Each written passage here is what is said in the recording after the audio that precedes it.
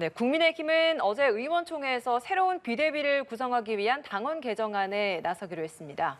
추석 전까지 꾸린다는 시간표도 정했지만 험로가 예상됩니다. 국회 취재기자 연결해 보겠습니다.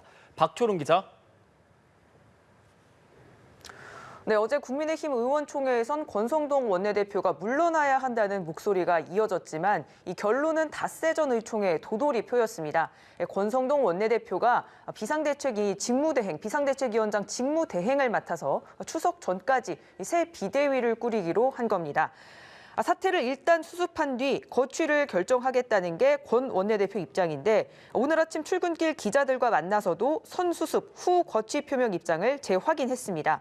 그러나 변수가 적지 않습니다. 먼저 당원 개정안을 의결할 정국이 소집 권한을 가진 서병수 의장의 반대를 넘어서야 합니다. 정국이 소집 거부 의사를 밝힌 서 의장은 오늘 기자회견을 통해 입장을 밝힐 예정입니다. 서 의장은 연합뉴스 TV와의 통화에서 소집 요구서가 오면 살펴보기는 하겠지만 기존 입장에 변화는 없다고 밝혔습니다. 현 지도부는 서 의장을 최대한 설득하되 안 되면 부의장이 대신 전국이 사회를 보는 방안도 검토하겠다는 방침입니다. 또 내홍도 이어지고 있습니다.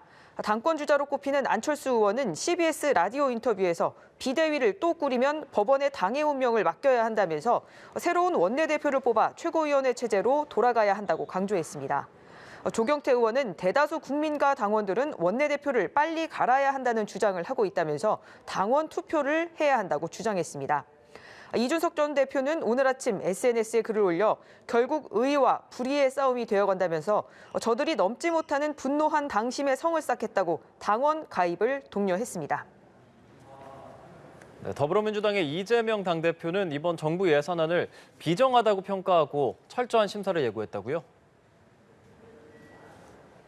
네, 그렇습니다. 민주당 이재명 신임 당대표 오늘 최고위 회의를 주재하면서 이번 정기국회는 민생 제1주의를 기조로 입법과 예산안을 처리하겠다고 강조했는데요. 정기국회 12월까지 이어지는 정기국회는 내일 개막을 합니다. 씀씀이를 확 줄인 내년 예산안에 대해 이 대표는 민생이 어려운데 이렇게까지 하냐면서 참 비정한 예산안이라고 평가했습니다. 특히 임대주택 예산과 지역화폐 예산 완전 삭감은 놀랍다면서 철저하게 예산 심사에 임하겠다고 밝혔습니다.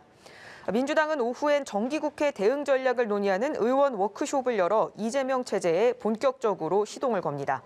주요 당직 인선도 발표했는데요.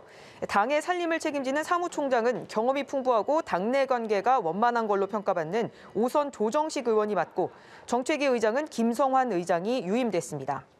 이 대표는 또 민주당 여의도 당사 내에 당원들이 자유롭게 드나들 수 있는 당원존을 설치하고 당내 행사 참석을 신청할 때 이때 활용할 전자당원증을 도입하라고 지시했습니다.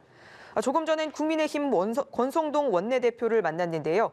저희가 생중계로 두 사람의 발언 전해드렸는데 이 비공개 회의에서 어떤 대화가 오갔는지 잠시 후 다시 정리해서 전해드리겠습니다. 지금까지 국회에서 전해드렸습니다.